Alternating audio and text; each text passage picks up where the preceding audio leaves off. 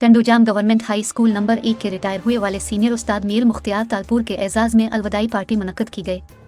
तकरीब से खिताब करते हुए गुस्टा हैदराबाद रीजन के सदर महमूद चौहान, जनरल सेक्रेटरी मुनीर अहमद हालिपट्टू, हैदराबाद के साबिक सदर Zameer Ahmed Khan, head master Mohammad Hashim Kanibhro, senior उस्ताद गुलाम सरवर सयाल, अली मोहम्मद जमाली ने कहा कि मीर मुख्तियार तालपुर गुज़िश्ता 40 साल से दर्स और तदरीस के शोबे से वाबस्ता रहे, सैकड़ों तलबा को इल्म की दौलत से मालामाल किया।